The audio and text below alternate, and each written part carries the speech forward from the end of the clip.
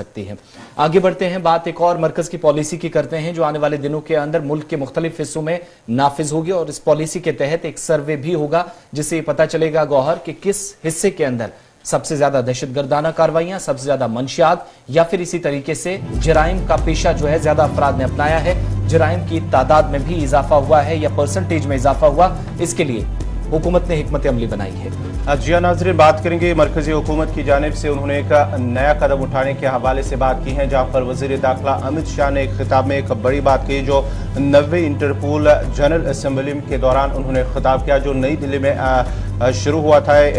Assembly का इजलास, जिसमें मरकजी वज़ीर दाखिला अमित शाह की जानिब से कहा गया है कि एक मरकजी हुकूमत की जानिब से एक डाटाबेस तैयार किया जाएगा, डाटाबेस बनाया जाएगा जहां पर दहशतगर्दी के साथ साथ जो दीगर मंशियात और दीगर जो जितने भी क्राइम होते हैं इस हवाले से एक डाटाबेस तैयार किया जाएगा। ये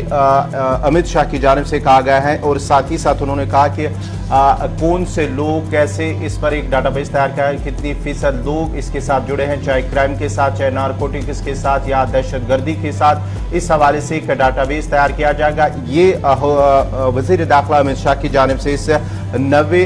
जो इंटरपोल जनरल असम्बली है एक खिताब के दौरान उन्होंने इन बातों का इजहार किया है। और वज़ीर दाखिला की तरफ से ये बात उस वक्त भी कही गई है जब हम देख रहे थे कि कल ही उन्होंने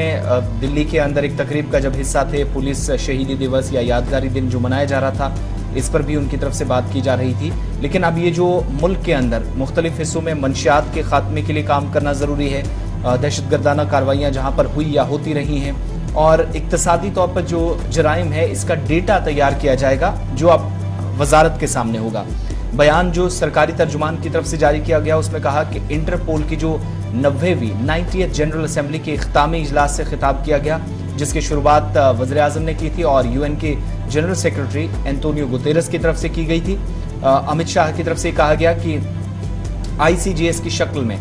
फौजदारी इंसाफ, इसके अलावा ई कोर्ट्स, ई जेल,